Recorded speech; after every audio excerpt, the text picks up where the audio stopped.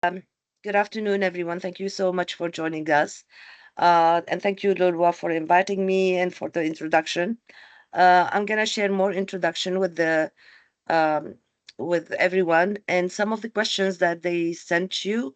It's already in the PowerPoint presentation. So if you can allow me, oops, if you can allow me to share a PowerPoint presentation, and feel free if there are something that is important to you, let me know to stop so you can take pictures, because some people they ask about transferable skills. There were a few questions and I have them in the PowerPoint presentation. So feel free to let me know that you're gonna take pictures so I can pause a little bit. And let me introduce myself through a PowerPoint presentation. Let me see.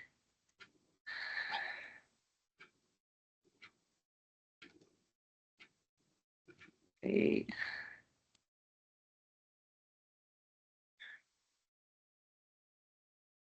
So welcome everyone. And here's what I can do. Are you newcomer to Canada, struggling to gain local work experience? Are you a job seeker trying to find the right job with a fair salary? Or perhaps you're underemployed working in a role that doesn't fully um, match with your skills and qualifications. And if your answer to all these questions, I can assist you in overcoming these challenges.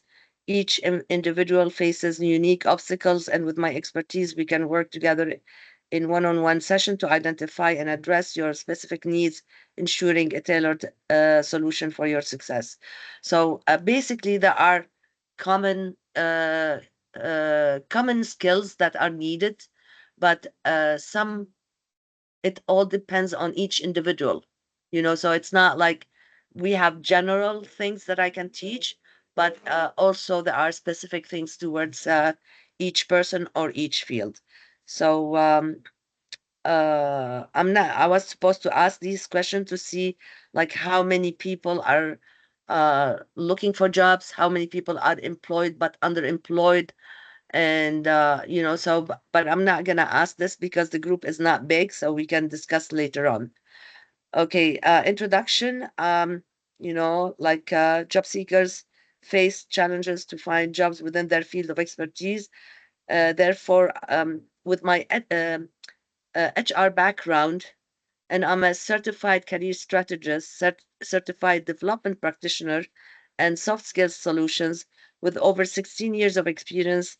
And I have helped over 10,000 clients from different age group, different field, different industry, different cultures. And so my mission was to assist every job seeker find jobs within their field of expertise. I'm an immigrant myself. I immigrated to Canada 26 years ago. I struggled a lot. There was not such programs or knowledgeable people who can help. When a Canadian wants to help me, they don't know the struggles and the challenges that newcomers face. A Canadian with a Canadian degree, with Canadian experience, they won't face the same challenges. So this is why I struggled a lot at the beginning, because Canadians were not able to really help identify what are the challenges for us. And this is why, throughout all these years, the struggles, and at the same time, I took some training, and training was not enough because, again, I was faced with Canadians who did not face those challenges, so they did not know that these are challenges. So therefore, I had to do my own research. And when I worked with HR, all together between me as an immigrant, taking training, working in HR, and then finally work in the sector of helping in an organization funded by the government in the employment sector, I was able to identify what are the challenges for everyone. At the beginning, like 16 years ago, I thought engineers had to go through hell. They have to go through tests, they have to go through like 1 year experience in order for them. And I was able to find, with like within the first year, when engineers started finding jobs, I asked them, and I came to know how they can go by. Okay.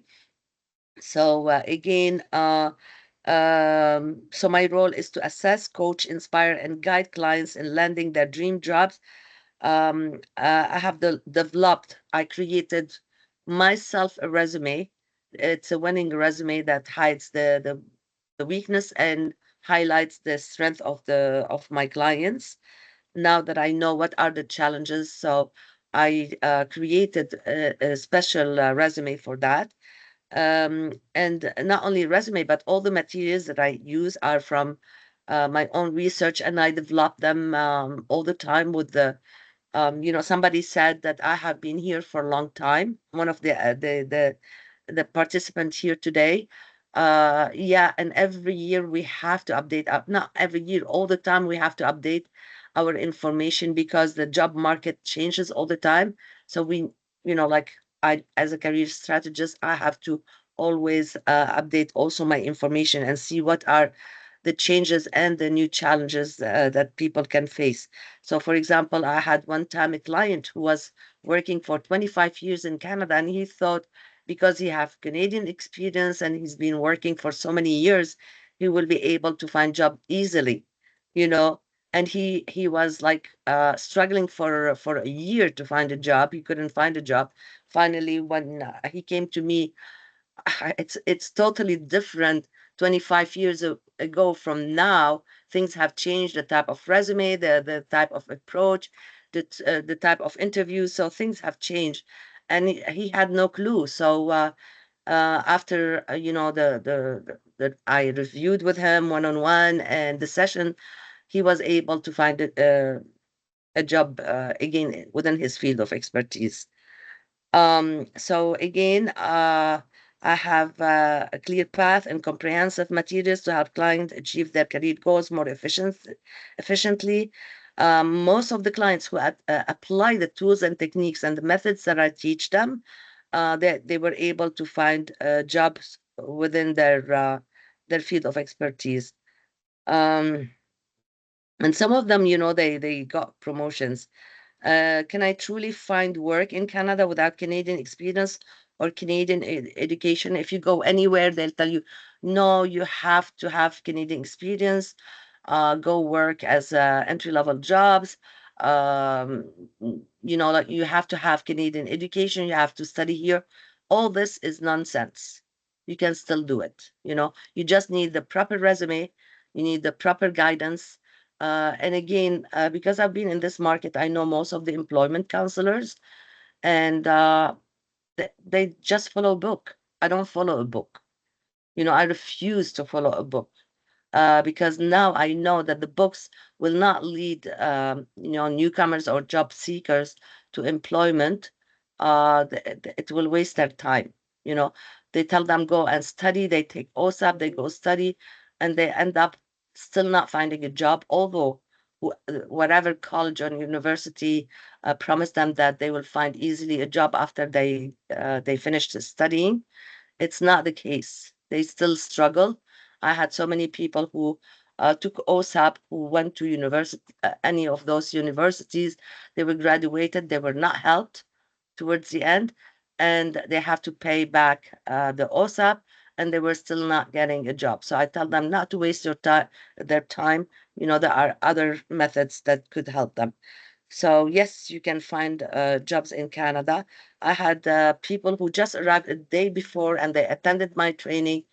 And after finishing my training, these are the success stories that I can tell you, briefly. Martina, she worked as customer service. She started as customer service. And after 2 years, she became an executive director. Who can I say? Mahmoud Bakkar. Uh, like again, they applied the tools and techniques that they learned from me.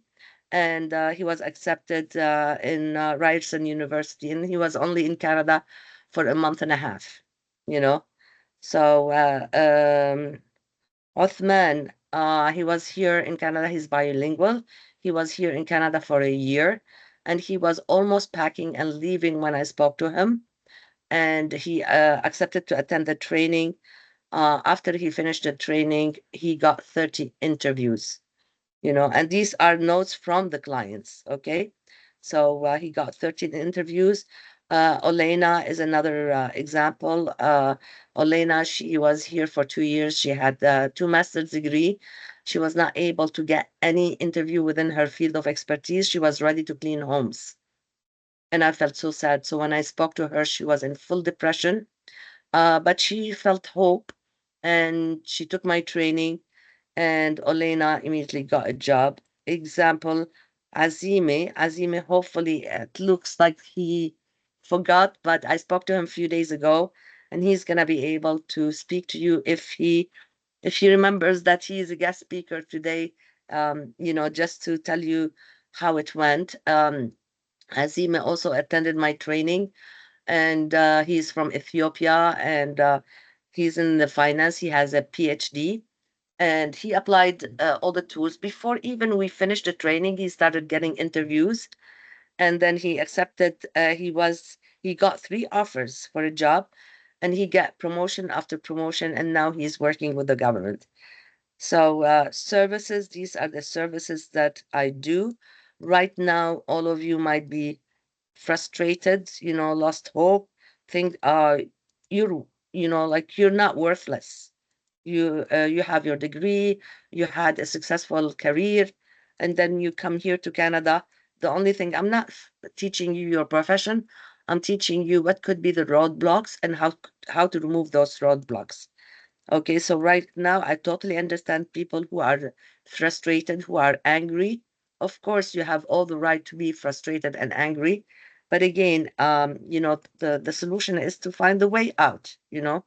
And sadly, Lulwa, 80% or 90% of the people, they will not say what I'm talking about today. They will tell you, go study. This is an easy path for them. Go study. They don't want to make the effort. They didn't make the effort to see what are the roadblocks and how to remove those roadblocks. It's not in one session that these things are prepared. Usually my training is uh, minimum 1 week. So anyway, this is how people they feel before the training, and this is how they feel after the training. Somebody was asking about transferable skills, because why I'm talking about transferable skills. First of all, somebody asked for it, but again, some people, how our parents they tell us, what you need to go and be a doctor, study to be a doctor, or you need to go and study to be an engineer. So we're kind of, I can say, brainwashed that we have to do what our parents tell us. And by the time of graduation, you don't feel enthusiastic about what you're doing. So you're here in Canada, whatever you feel passionate about, I would encourage you to go for it. You might be more talented, more passionate, enjoy it more. Like if you do something that you enjoy, it's not a job anymore because you're enjoying it. So I would really, really encourage you, if you like, I had a surgeon, he has a master degree in neurosurgery, and he was not passionate about it. He was more passionate about repairing televisions, radios, computers. This is where, when he spoke about it, he was so enthusiastic, more than when he was talking about neurosurgeon. And so I encouraged him. I said, go ahead. Said, how our community, they prefer to see me as a doctor, not as a somebody who repairs radios. I said, well, why do you care about the community? You need to care about yourself, what makes you happy. So these are the um, transferable skills. You can take a picture if you wish of those transferable skills. There are more, but I took some of them. Okay, so if you need me to stop a little bit more so you can take a picture, let me know. And then, when you want to set a goal, it's very important that you have a realistic goal, and you have to specify exactly where you want to go.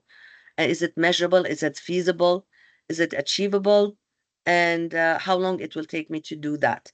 So again, in regards to that, like if you need my services and expertise, we can always get one-on-one and we can achieve them. Many people, they say, like myself, when I first came to Canada, I said, you know what? If Canadians do not want to hire me, I can hire myself. I came from Kuwait. I have some money. I can open my own business. And you know what? If I did that, I started with a real estate agent. He was taking me to different businesses, and every business I've seen, they said, "Oh, it's very successful. You'll make a lot of money," you know. So after three businesses, thank God that I'm not. I don't take quick decisions, so I took my time, and I said, "Why everybody are selling their business if they are making so much money?" And they play with the books. This is the worst part. They play with the books. Whatever they show you, they played with it.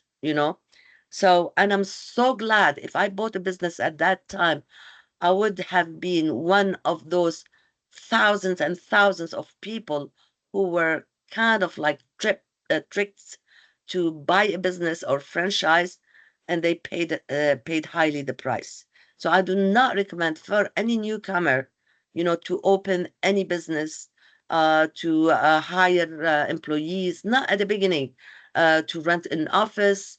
It's all a lot of expenses. You might have some money, but it's all a lot of expenses. There is another way which I could talk about it, but it's like so many information I have. There is another way, but where you can test and you don't have to pay more than $1,000. And the $1,000 is basically the registration of your business, any materials like or logo or letterhead that you need, a cell phone that is really for the business. So it shouldn't cost more than $1,000, and you could be a consultant. I can explain more about it. But again, this is in general, like if you're so sure you can do something here in Canada, and it's not gonna, you don't have an office, you can work from your home, you can be a consultant, and uh, and then there are other steps, but it shouldn't cost you more than $1,000, as I mentioned, for registration and other methods. Okay, so if it didn't work, what did you lose? Only $1,000, which is not a big loss.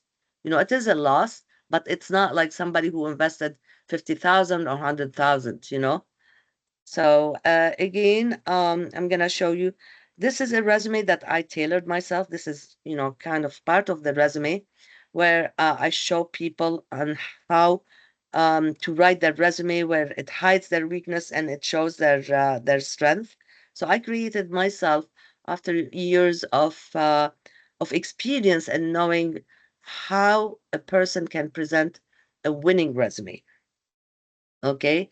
I'm gonna ask a question. I don't know if I can see reactions. There are a button for reactions on the top.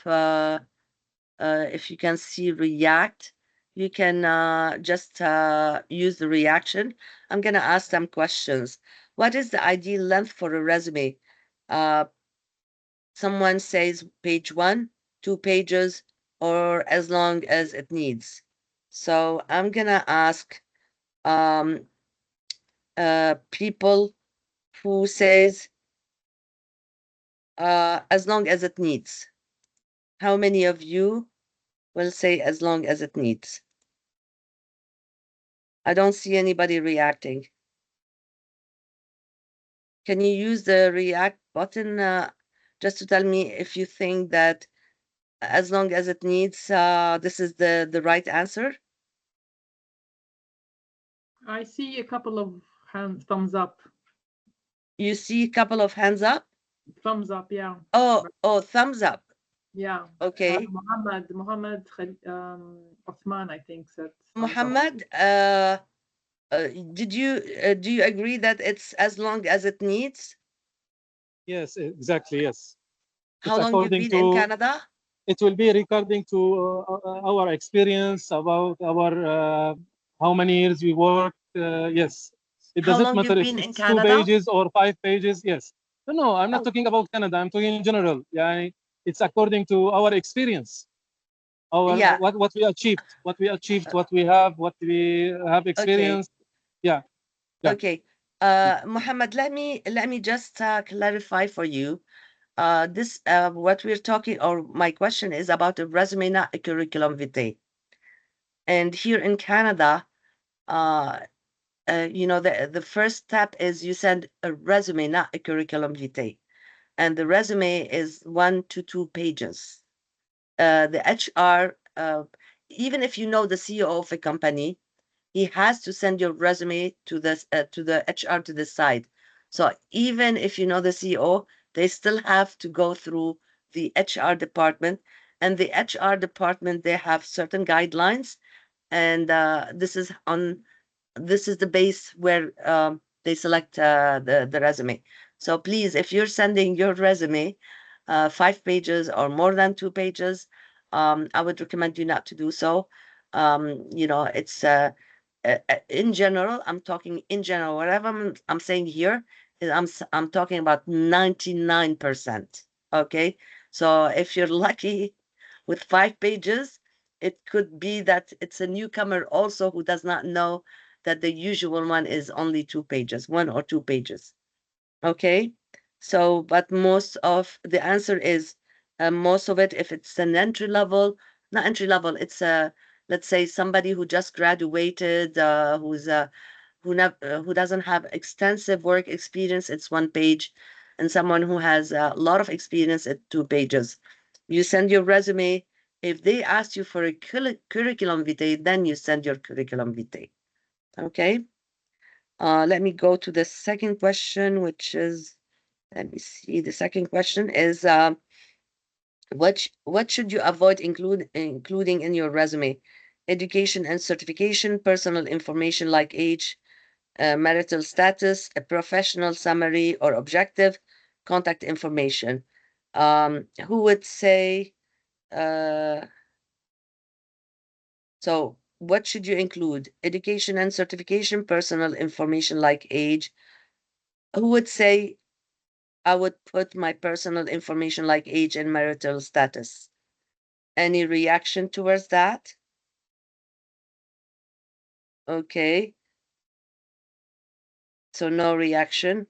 So basically, all the rest are correct. You put your education and certification, you put your professional summary and contact information. Okay. So I'm done with the quiz. Just to give you a brief information, this is really very small, test. If you want to take a picture of that page, you can go ahead and take a picture. These are so important, you know, to prepare for an interview. The common mistakes, you asked me about common mistakes that people they do. And the common mistake is, like, for example, let's say, let me see who is present. Let's say that Amira is looking for a secretary. Okay, she is an employer and she's looking for a secretary. And then I would like to apply for a secretary. But my 3/4 of the first page, it's talking about management. Do you think Amira is gonna be hiring me? I need to see reactions, please. Who would say that Amira should not hire me? Can I see reaction? Maybe we can raise our hands, raising our hand for yes. Maybe you can see it better, Rala, than a reaction. Okay, so I have 1 so far. Done. I don't know if they are following the am I too fast? No, can you repeat the question? Maybe it wasn't clear. Okay, so the question, my question to you is like,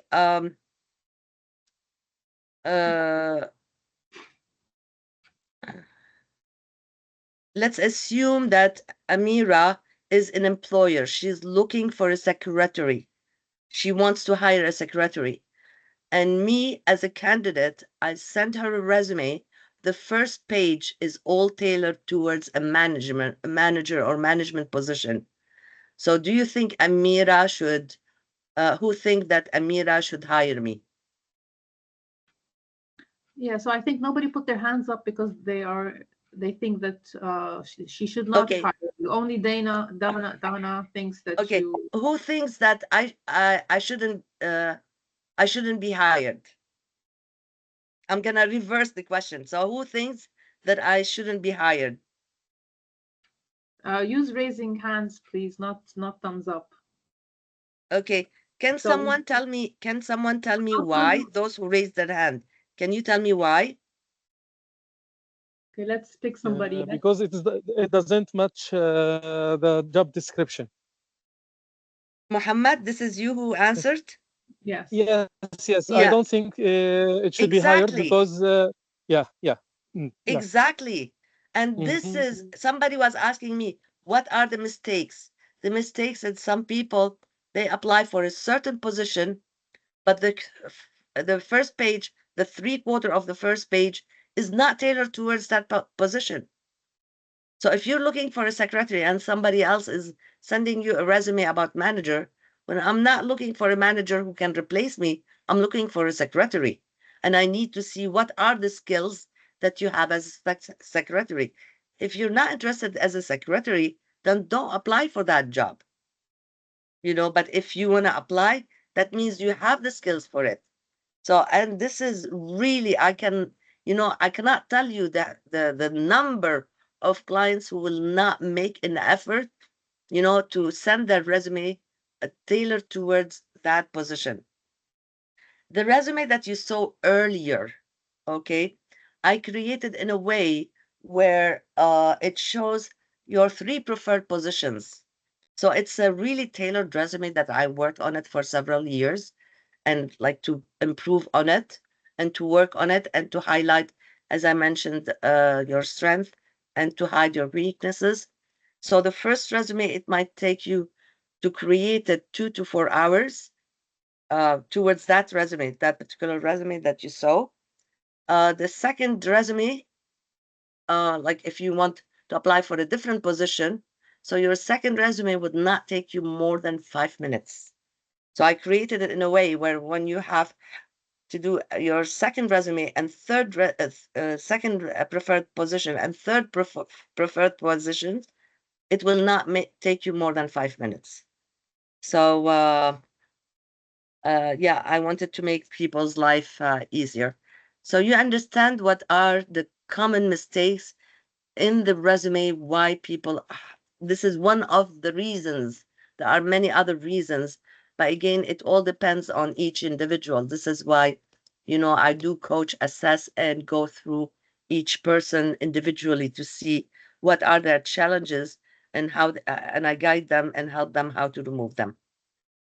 Okay, so if you took picture of that particular page, it's quite important.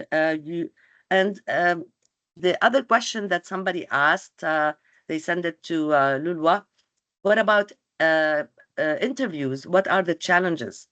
Is when they go to the interview, they don't know anything about, they don't have much information about the company. They say, oh, you're the best company in Canada, when the company, they know they are not the best company in Canada. So don't give them compliments when it's not correct, Just tell them exactly what you read on their website.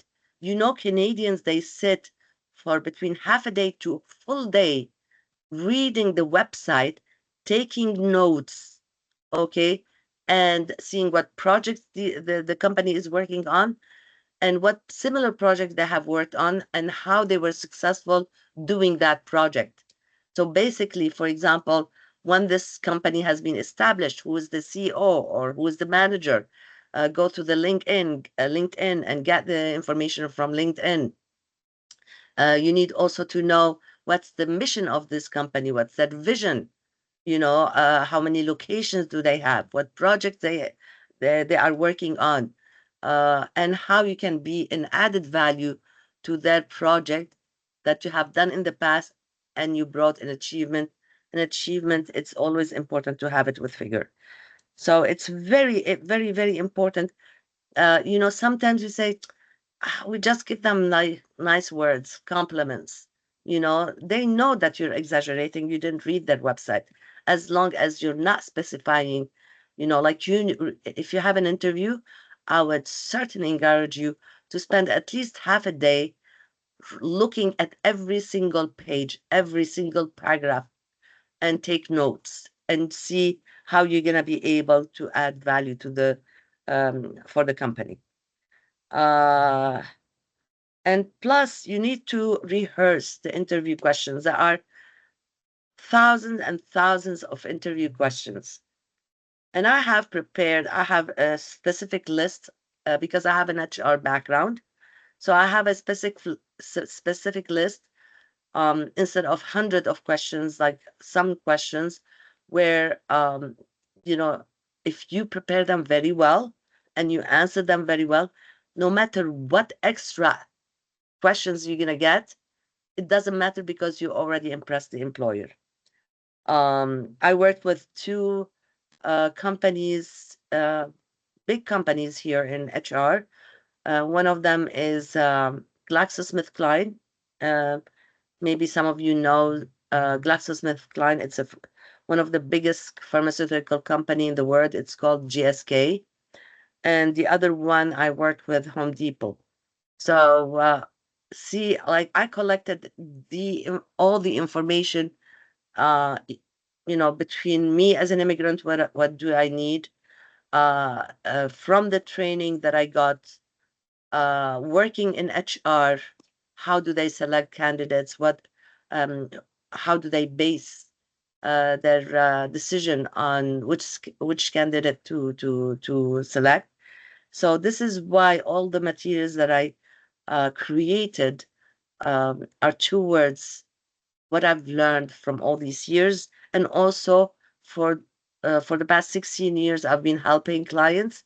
So I learned also, not only they learned from me, but the first 2 years I learned a lot from clients, especially the engineers, like how did they make it? How can an engineer make it without going through the whole process of studying and they have to have 1 year experience. Okay, I know that I heard civil engineer. Civil engineer is a little bit. It takes time because there are not much project happening, and plus they are asking a lot of requirements, like you have to study or whatever. But you know what? If you go, everybody wants, oh, I live in Mississauga or I live in Toronto, I'm gonna find a job here. No, go outside the border. Go to Guelph, apply in other cities. You will have a better chance. I had an engineer, civil engineer, and I know it's almost impossible for someone to be hired as a civil engineer without Canadian experience, without the license, without everything. So I was very surprised that this person, he got a job offer from Windsor. And he told me, I'm not going to take it, Rala. And I said, please take it. And he said, it's all the way in Windsor. I said, this is an opportunity that it will not happen again. Rarely it will happen to be taken as a civil engineer. The only thing he cannot sign or stamp, there is an engineer, but he will be doing all the work and getting the what do you call it, the salary of a civil engineer. The only thing he cannot stamp or sign.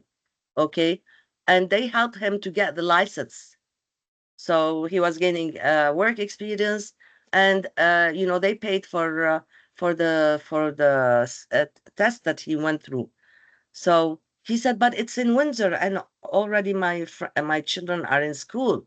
So I said, you have two choices. You accept that job as a civil engineer with a good salary, and you come every weekend to Toronto to visit your family, or your family will move to Windsor with you. So you decide. Or no, sorry, and the other choice is that you're gonna struggle for several years, and you still have to go through the exam, and you still have to have 1 year experience. In the meantime, you might have to work entry-level positions. Which one you're gonna decide to take? So of course he took the one in Windsor, and he was coming back every weekend and meeting with his family. The good part about it is now that he is working in this company, he can apply for jobs in Toronto, because believe it or not, employers, they are more interested to hire somebody already working than somebody not working, somebody working within that field. Okay, so I hope I'm not too fast and I'm able to cover some of your points Rana, and concerns. Yeah. could you touch briefly on these points that you have up here? Like what you mean by what's your body language?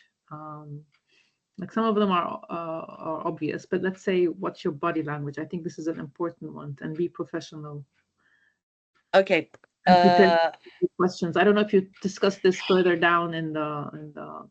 No, but because there are so many information, like Yeah, the training usually, like it's a lot of information.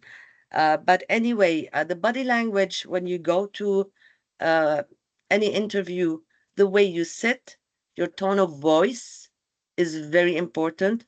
Your eye contact when you're talking, so the HR is there to verify if you're telling the truth or you're not telling the truth. If you're confident or you're not confident, if you can explain clearly about your skills and talents. So the body language, it's even the handshake, how you shake hands with them. After the lockdown, I don't know if they are still shaking hands, but like so many things like, do you move a lot or do you not move? Do you smile? Do you look, for example, at every uh, every member of the hiring team? If let's say you have 10 people, the 10 people, you have to look them in the eye. So all these things, this is the body language, is to feel confident. The most important I part think an is to important feel. point is not crossing your arms, which we have a tendency to do. Thank God I didn't see it a lot with my clients. But yes, some people, they shake, they are shaking in front of the interviewer. And I always tell them, the interview is not only for you to impress them, but also for you to see if you're impressed by the company. I know that the newcomers, they need that first job, but again, it could be a poisonous environment. It could be a mean manager. It could be not the right environment. So it's both way interview. So it's not only them interviewing you, but you are checking if this is the right place, the right manager you want to deal with, the right team. So when you go inside the office, you will see people smiling or not smiling. Sometimes I go a day before, like to the entrance of the company, and see when people are leaving, like lunch break, to see if they are leaving smiling, happy or not. So sometimes we have to do some tests because you want to work in an environment where you're comfortable. So this is the body language. Is there anything else that you want to know? No, I can continue. I see two hands up, but I'm not sure if they're left over. Amira and Hassan, are you asking a question? You want to ask a question, or you just forgot to put your hand down? Yeah, my sorry, apologies. For me, I forgot. Yeah, I forgot to put. Yeah, but you know what? Frankly, Canada is a strange place where you don't know, why you got hired or why you got refused. I've went through that process multiple times, and sometimes it's the idea is that why I got accepted, right? It's sometimes you don't know why, and you don't know what is happening in the, and don't understand me wrong, like in the head of the HR person who's scanning, or the second scan of your CV. But again, the idea is that I have to tailor made my CV for every job I need to do is, again, sometimes unacceptable. But still, we live here and we have to abide to whatever norms they are using. Okay, Moses, thank you so much for your feedback. Why you're hired? Of course, you have matching skills that they require. The personality. It's not only the resume. When they meet with you, they want to see if they are comfortable with your personality. So you can have the best skills, the most talents, whatever you have, but if you don't have the personality, they might not hire you. And You know, sometimes so it's pure luck. They need somebody right there and then. it's not luck. It's not luck. Oh, It's trust me. Lulwa, it's a big responsibility if they hired the wrong person. No, It's a but big responsibility on the HR. It depends. We're talking about, if you're What I'm- talking about a company with 10 people, it's different from a company with 50 and more people, Yeah, But but it all depends on the company. But usually, medium to big size companies, it's a big responsibility. This is why they go through all this thorough process. Because if the HR selected the wrong candidate, the HR could lose the job. no, don't misunderstand me. I'm saying if you get an interview, then they are impressed by your resume. So it's the rest. Like if you don't, if you're shaky, or if your personality is not the exact what they're looking for, or you're not the right fit. Sometimes they need a person with your qualifications, and they need them right now. So sometimes it is luck. But I'm just Yeah, saying, you have the qualifications, and yeah. sometimes you get hired for any multiple kind of reasons. So sometimes it's luck. Lulwa, for every job, I need to share this with people. For every job, there are 50, for each job, one job, there are 50 to 10,000 applicants for that one job. Up to 10,000 people. I've seen that happening. I was shocked, So this is why I say you really have to shine. Whether in your resume, your first door to open is your resume. The second step is the interview. These are the two major ones. There are other things like how to find the employers, how to find the job, how to prepare for the interview, how to prepare a resume, winning resume. And as I mentioned, the template that I have, the first major one, it takes you 2 hours. I made it in a way when you're applying for your second preferred position or your third preferred position, each one will take 5 minutes, not more. So I was very creative to make that resume. And again, I can say the first job, the first door to open is your resume. The second one would be the interview. Okay, let me continue with the PowerPoint presentation. So it's very important also to be brief. Sometimes during the interview, they go on and on and on. It's the best is like right to the point, clear and sweet, as we say. When they ask you a question, don't take too much time to answer, and always entice them that you have some skills that they need to hire you for it. Okay. And some people, they think that, oh, you can go casual to an interview. No, you need to wear a suit. No matter what position, you need to wear a suit for an interview.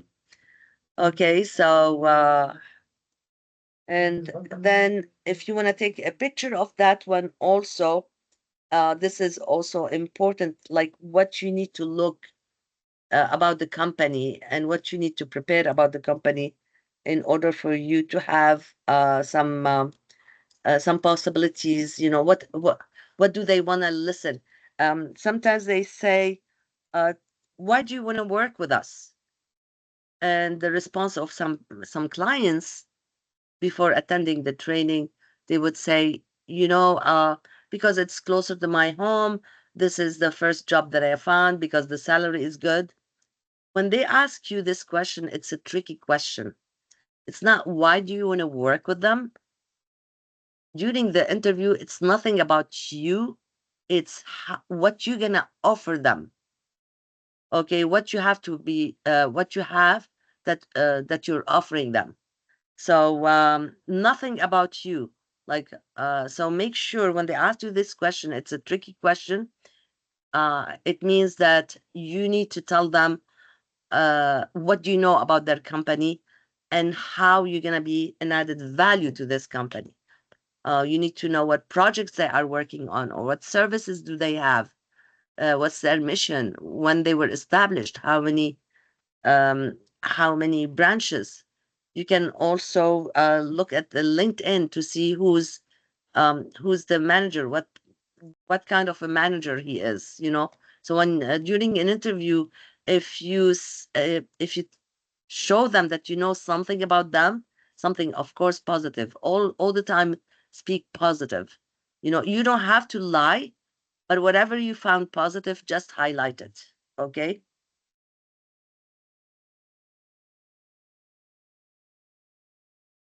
Sorry, any questions so far? No questions? Okay, so how many in here have sent over 10 resumes and did not receive one interview? Can I see reactions, please?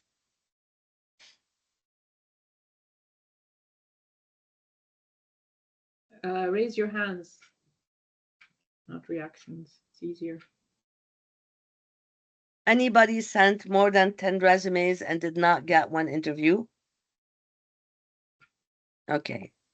So I'm going to go to the second question. If everybody did not face this one. My second question, how many of you received at least one interview in Canada within your desired job? Can I, if you can raise your hands? I have one. Only one person. I'm sorry, can you repeat the question, please? Do, do you see my, I'm sharing the page, no? Okay, can you raise? Okay, sorry. Do you see the page? I just want to make sure that you're seeing the page. I'm sharing a page. Yeah, I can see it. Oh, okay, thanks. So how many of you received at least one interview in Canada within your field of expertise? Can I see reactions, please?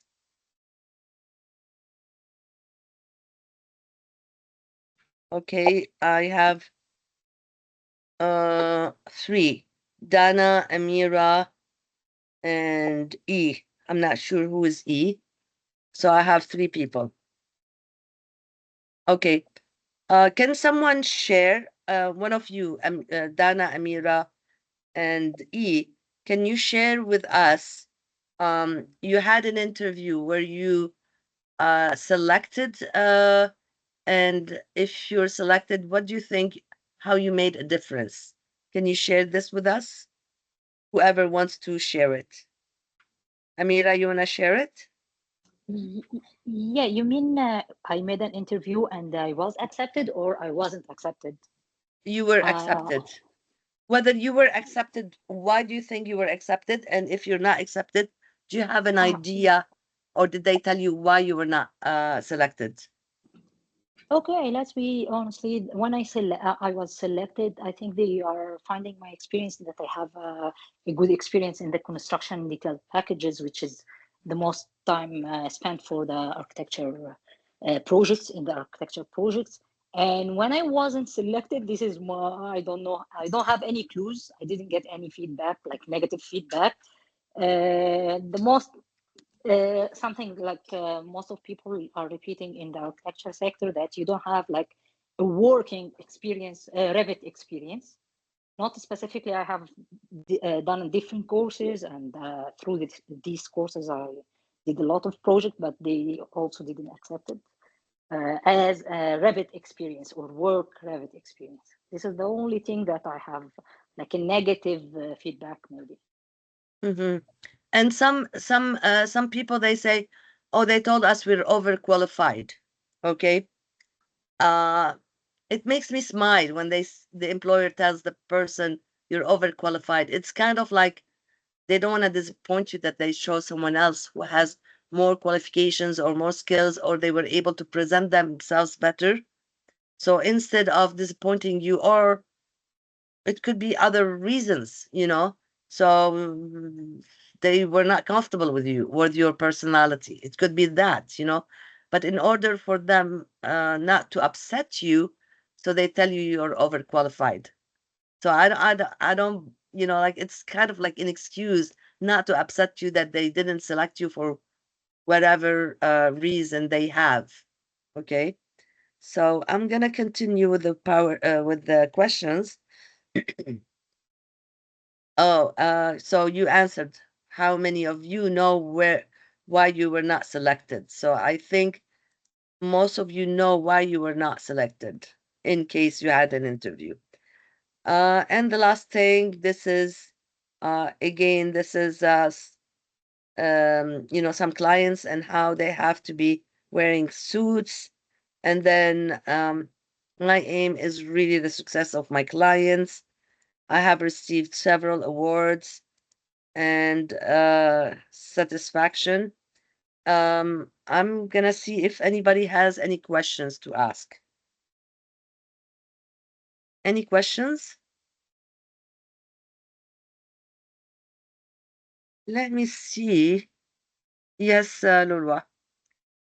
So, Rala, can you speak to what you think a hiring manager or employee like the HR would be looking in a person when they interview them, like besides the technical skills?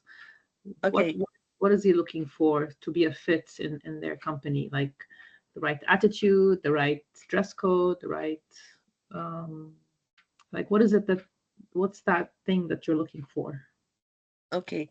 The person, the minute they step inside the company, even at the reception will give feedback on the person, if they came on time, if they talked properly to the person at the reception.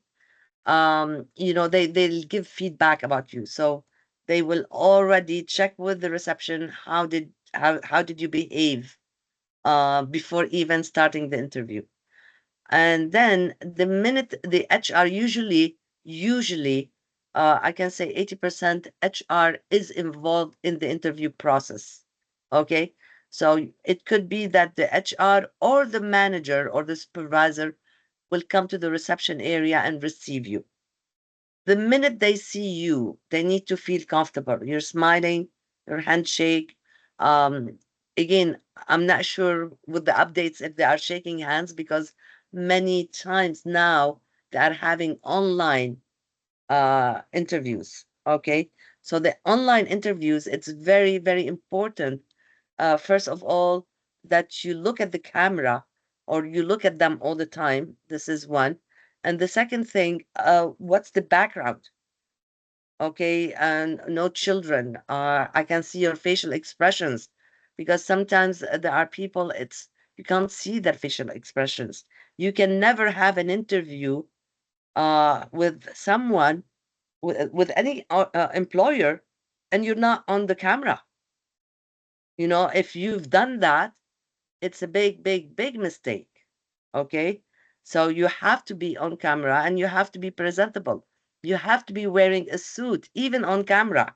You have to be wearing a suit, a full suit, whether a gentleman or whether ladies. They have to have a jacket, a blouse with collar, or dress with a with a jacket. And the most important part, like some gentlemen, they are not wearing a tie. You should be wearing a tie. This is how you present yourself in Canada. Lilwa, you have a question?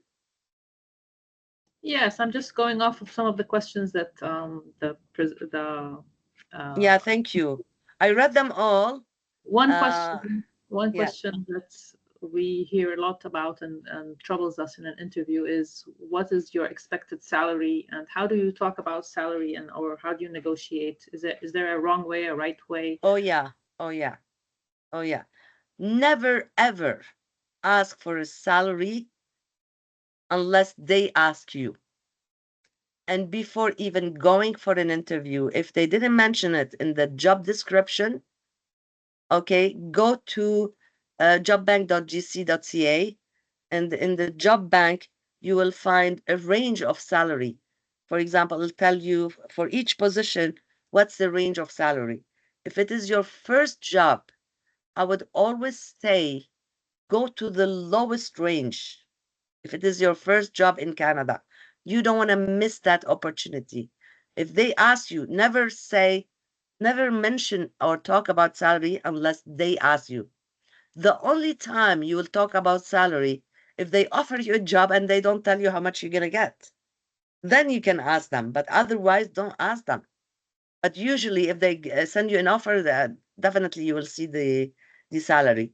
My recommendation, again, I have served over 10,000 people. My recommendation to you, if you are a newcomer to Canada, or even if you're not newcomer to Canada, but you're getting that first job within your field of expertise, then please, go to the lowest range, because you need that job, okay? And then if you're not happy, I always say you can still continue applying for jobs until you find a better one with a better salary. But your first job within your field of expertise, go to the lowest range that you see on jobbank.gc.ca. There is also something else that's called career cruising. Also, it tells you the salary range. Okay, so never open, like the salary range if they did not ask you. And if they tell you in the job description what's the salary that they are offering you, that's fine. At least you know.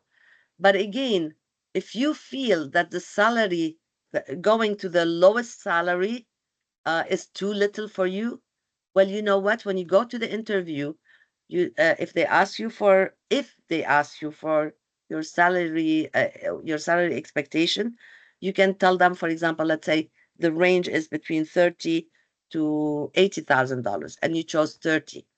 You tell them, my salary expectation is 30,000, but I hope after the probational period, when you see what are my what am I offering you, and what are my achievement and skills, and you are impressed with my work, I would really appreciate if you can reconsider the salary. So you're not just accepting the salary, but you're telling them after the probational period, if they can review your salary and reconsider adjusting your salary. Thank Is you. that clear? I think so. If they ask, sorry, are you reading the questions? I kind of am, yeah. So what's an effective strategy for standing out in a competitive job market? Sorry, can you repeat the question?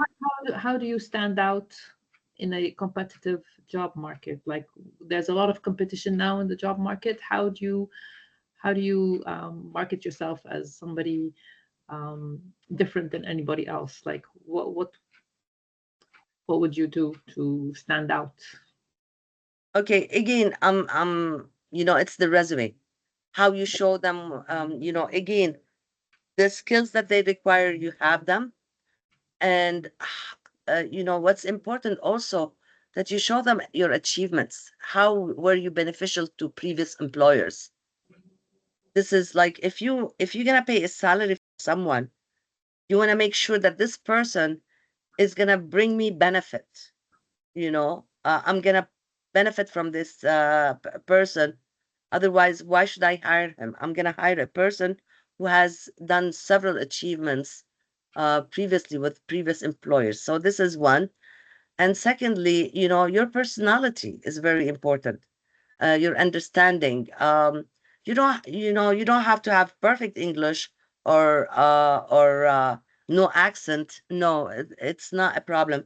I have an accent. I'm not perfect in English, but I still show them that I know the materials, I know the company. For example, I always tell people choose the company you want to work with and check on biweekly basis what they if they have a job opening. So and because when you're going for an interview, I remember when I went for an interview, the executive director and the assistant they told me, "Oh my God, when you were talking, you were so passionate about what you're doing. We felt that your heart is gonna jump from your body to the middle of the table." So you need to show the passion. It's not just a job and you're reading. You know, you have enough information, and you have researched it very well. That means you want the best for your clients. Because for me, Lulwa, let me share this part. For me, every newcomer that is struggling right now to find a job within their field of expertise, it reminds me when I first came to Canada, how I struggled, how I had to change my resume 50 times because each time somebody was seeing it, they were making me change it. So I was very miserable the first 2 3 years. I was very miserable because I was not able to understand like what the market needs. Each one is telling me something different, you know and this is why I have a high success rate, Lulwa. And a few years ago I was nominated number one in Canada, to have clients finding jobs within their field of expertise. I was sorry, not in Canada, in Ontario. I was number one, you know, and That's I amazing. had a lot of executive directors who sent their managers, department managers, coordinators to come to me and see how what I'm doing, so my clients were able to find jobs within their field of expertise. Again, it's not easy. I don't do miracles. I give you the tips, the tools, I help you, I review, I coach you, I assess you, but I cannot go to the interview instead of you. So you have to do the efforts and the preparation. And also your research, so find out what's needed out there that's lacking in the market. So for instance, AI is now something new if you have any passion for that, or find out what's in your field is lacking, whether it be a technical skill or a management skill, and try and excel in that, and gear yourself towards that. You know what, Lulwa? Mhm. Um, I tell people, you came with your life savings to Canada. Do Yeah, not spend them on studying this and studying that. it doesn't You have to be know, studying, but it could be like improving on a certain skill. yeah. Let me continue. So yes, you might need certain skills that you did not use them before that are needed here in Canada. For example, finance department, they need QuickBooks. They don't have it, anywhere else but I think North America. So you don't have to go and pay money to take that course. Okay. You can go to the library, get the book. You can now online get the training and understand it. Okay. You can volunteer for one day somewhere with one of your contacts in their finance department or job shadow with someone, and then you can write it on your resume. You can add it to your resume. So like you don't have to invest so much money to be able to take a training about something that you miss. Nowadays, through the library, through job placement, or job shadowing, or YouTube, there is everything. Now, everything that I need, I go to YouTube and learn. For example, if I want to repair something, or if I want to find a solution for something, So everything like YouTube is showing, especially I'm not very good in computers and they keep on changing things. So I go and learn whatever. I don't know how to do it. For example, to build a website, I go on YouTube and check what are the suggestions, So you can even materials like study materials or whatever, you can do them. And I tell people, do not rush. Sometimes if you go 1 or 2 positions lower, I'm not saying entry level, but 1 or 2 positions lower within the company, if you prove yourself, if you need a test or whatever, if you prove yourself, if they like you, they will pay for any test, for any study, and they will promote you. I cannot tell you the amount of clients that they took 1 or 2 steps lower.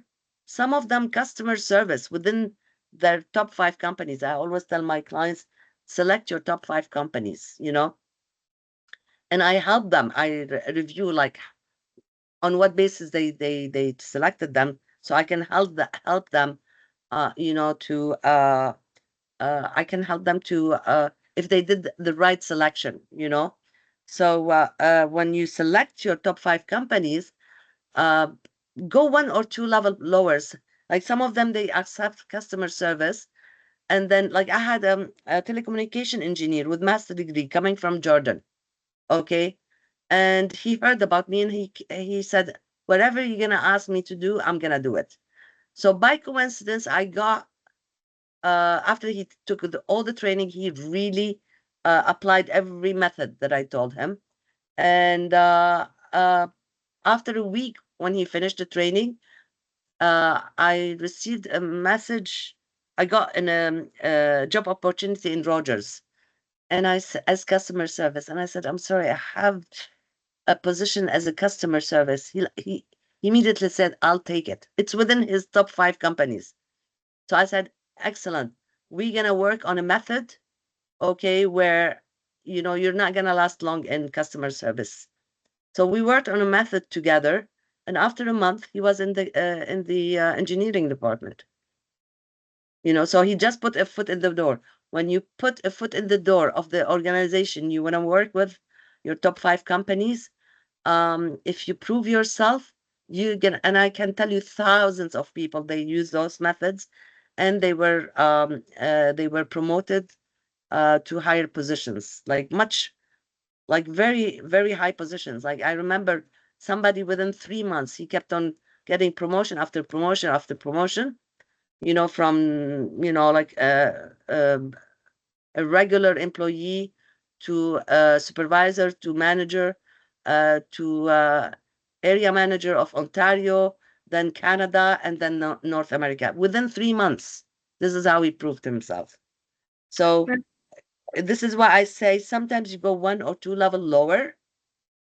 Also, you will have a better chance than being outside waiting for this top management position. We have a question from Angie. Angie, go ahead. Yes. So I have 2 questions. First question, please. What can we put in the resume when you have a gap between like your whatever you want to apply for and whatever you've been working in? Like for example, if somebody was working for 2 years in customer service, but they want to apply again in engineering, so how can we tailor the resume to the engineering when we couldn't find a job in the engineering and we had to work customer service jobs? What can we put in that resume for that 2 years, for example, or 3 years or 1 year? Sorry, your name is? Angie. Angie? Yes. Angie, it's a very good question. First of all, please, if you worked in Canada, if you were obliged and had no choice but to work in entry-level positions, saying what I meant by entry-level, like cashier or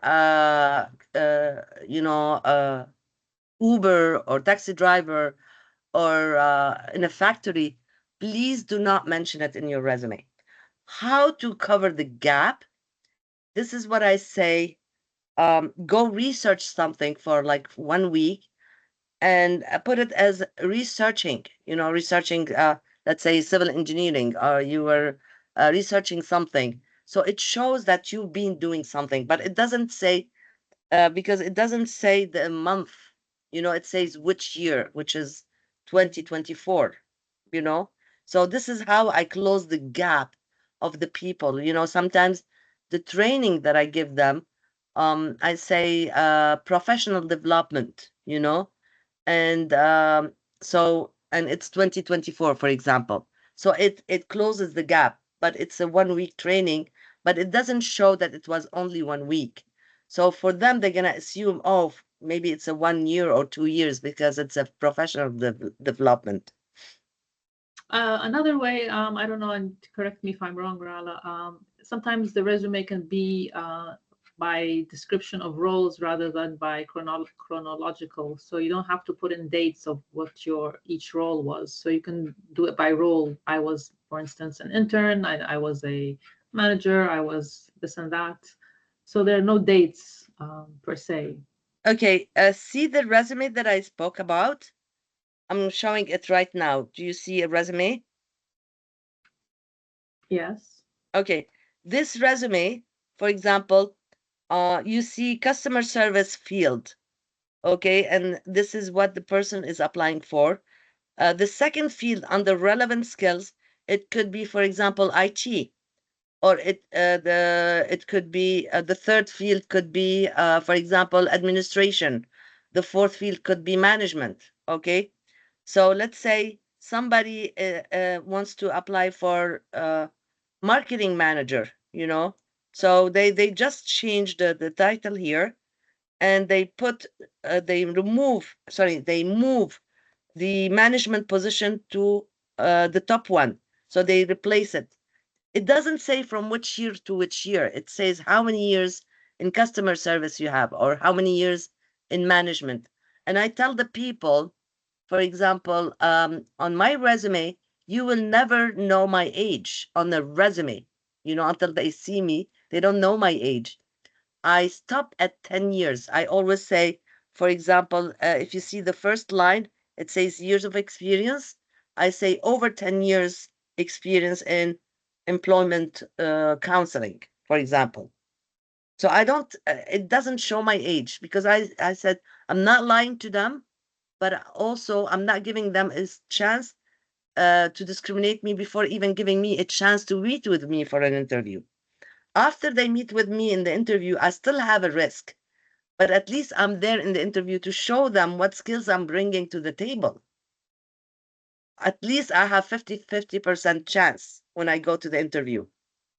So again, we all have challenges, but this is why I say each individual has a different challenge, and I would be able, to assess the people and tell them what are their roadblocks and how to remove them. And I do train them for that. So as I mentioned, it doesn't say, for example, if I worked in customer service 10 years ago and this happened, or 20 years ago. So it doesn't show, I will just show the skills that I have, because here it tells me how many years I have as customer service, but it doesn't say when. So this is why I say I tailored that resume towards highlighting your skills and hiding your weaknesses. Okay, so I really played it very smartly on that resume, and this is part of the resume. Okay, did it answer your question, EG? Yes, but I want to also understand how it wouldn't affect when you apply for the job. How, if for example, I'm gonna say 2 years of professional, so how will the job hire the person who didn't work for some time, for like some time? How can we cover that? What can we say in order for them to hire? Okay, I have so many clients. They have been in Canada for 2 years, they worked, let's say, as a cashier, and let's assume they were civil engineers. Okay, first of all, on their resume, there will not let them put anything about cashier, because it's not going to be helpful. Otherwise, all the jobs they're going to get is cashier. They're not going to get civil engineers anymore. I'm just giving this as an example. How do I cover the gap for those 2 years that this person has been doing as an engineer? So this is why I tell them, go research, or go even on YouTube, or go to the library and get the book. You know, there are sometimes trainings for free. Go take those trainings and show them. Sometimes, you know, the training that I give them can say 2024, but it doesn't say when it started. It could be 1 week. But the HR, I'm playing with the mind of the HR. They will assume, oh, it was maybe 2 years training. So for Canadians, as long as you're doing something, you know, like there is no gap, they are fine, whether you worked or you were studying. So it doesn't matter. So as long as they see that there is no gap, they don't want to feel that you were you were doing nothing for 2 years, or you were working as a cashier, you accepted to work as a cashier. And I And always tell the people, please, you know, if you haven't worked as civil engineers for a long time, go refresh your memory, you know, because they're going to ask you a lot of questions. See what updates in the engineering they have. So at least you're not squeezed during the interview. Sorry, go ahead. I was also going to say, you're also applying for entry levels if you have been away from your field for a time. So entry levels won't get you that much. Like they won't ask you what have you been doing for the past X amount of years, because you're applying for an entry level. Oh, okay. Thank you so much, Rala and Lulwa. Thank you.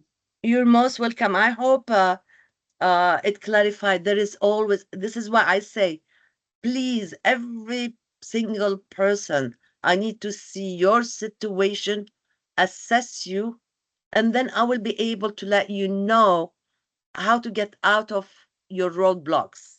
So each person has a different situation.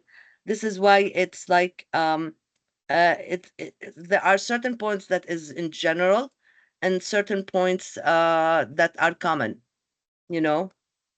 So I'm so glad that it answered your concern, but everybody can do it. Everybody can do it, except, sorry, let me correct myself, except doctors, dentists, surgeons, pharmacists, and vets and lawyers. These are the only ones that they have to go through certain exams, but still there is an alternative for them.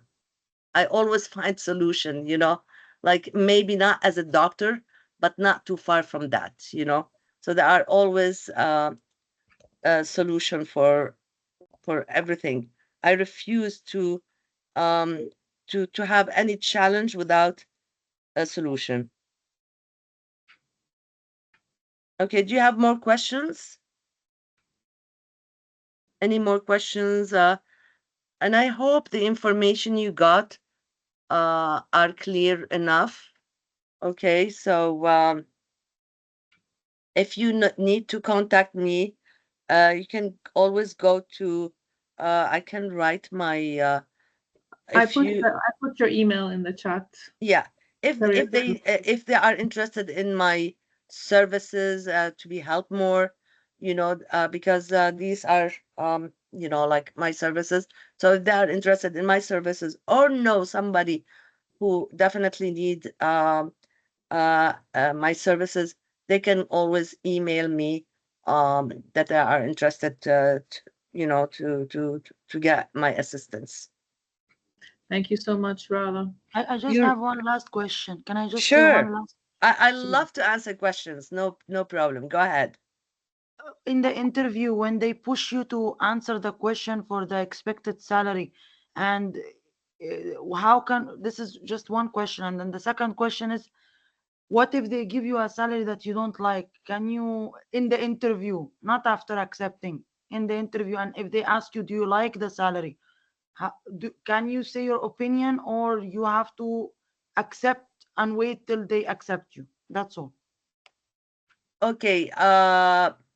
Yes. Sometimes this they ask you. Maybe they need to see who can accept their low salary, for example. Okay. So again, it all depends on the person. What I meant to say, it depends on the person. If this is your first job in Canada within your field of expertise or desired field, then I would accept without hesitation. If I have a job already, I have an income, and I'm not in a hurry, I would tell them, and I have Canadian work experience within that field, I will tell them what salary I'm expecting. And I always say, and I'm flexible. Even if I have, like, even now, after so many years working in Canada, if I'm applying for a job, I still, if they ask me what is my expected salary, I tell them this is how much I was getting, and I am flexible because I don't want to, kind of like lose the opportunity, because sometimes, it all depends on the situation. So whether you're working, whether this is your first job in Canada, whether this is your first job within your field of expertise, it all depends. Okay, so it depends on your situation. So I would say I would rather go for a low salary and continue applying for other jobs, because here in Canada, nobody obliged you. You're not obliged to stay with the company for a year or 2 or 3. If you find a better job, you can leave. Just give 2 weeks notice. This is my recommendation. You can look for better jobs, get other jobs, higher position, higher salary, but always give 2 weeks notice, because you need that reference. Always keep a good memory, to the previous employer. Even if you think that your previous employer, that's it, it's finished. No, you might need your previous employer. So please don't say anything negative about your previous employers. You don't have to lie about anything, but always say the positive thing that you kept memory of them. Did it answer your question? Yes, thank you so much, Rala, and thank you, Lulwa, so much. You're most welcome. You're welcome. Okay, I guess if nobody has any other questions, we can wrap this up. Thank you, Rala, very much. Thank you, everybody, for attending, and we hope that you benefited from this chat. And if any questions come up, feel free to email us at info. I have a question, Lulwa, if you don't mind. Okay. I want to see if they don't mind to raise their hand if they learned and benefited from some of the information I shared today. So only 2 people benefited. Okay. So We're the just ones that they well, it's good. What about Samah and Suad? Was there something that you needed to know and you didn't hear about it? Suad and Samah, you are the 2 people who did not raise your hand. So was there something that you needed to know and I didn't cover? So I guess not. So, well, welcome everyone. I'm glad to help or to enlighten. Again, in Very 1.5 hours, it's too little time to cover something that I cover usually a whole week, a whole Yeah. day. That's true. So maybe we also do a survey after the seminar, and we can see what else they wanted to know, and we can propose new seminars that will address whatever we have not covered here, maybe more tailored to one specific topic, or we can make a series with you. We can discuss that after the survey. Okay, perfect. Great. Thank you, Rada, again. You're most welcome, Lulwa, anytime. And Okay. let me say one more thing. Do not give up. You can do it. Nothing is wrong with you. Okay, because some people, they say, oh my God, I feel I'm not nobody. No, it's the system here is so difficult. You just need to know what are the roadblocks and how to remove them. And you can make it. There is always a way. I always believe in one thing. If there is a will, there is a way. And I was able to find the way for almost everyone. And I would add to that, if at first you don't succeed, try again. And Of course. maybe I can share a funny story. I once applied to a position that I had no idea about, and I did a horrible test. I did a horrible interview, but I got hired either way. Like, I was stunned. I was really stunned. Like, I asked the manager, how come I was hired? I didn't know. I didn't answer the questions correctly in the written exam, nor in the interview. How did you hire me? She goes, we liked your attitude. We liked the logical way that you were thinking, even though you were giving the wrong answers. So we hired you. So sometimes, like I said, sometimes you don't know why you get hired. Sometimes it's just that, you know. Yeah, it all depends, as I mentioned, Lulwa, it all depends on the company. And again, something very important, it's 50-50.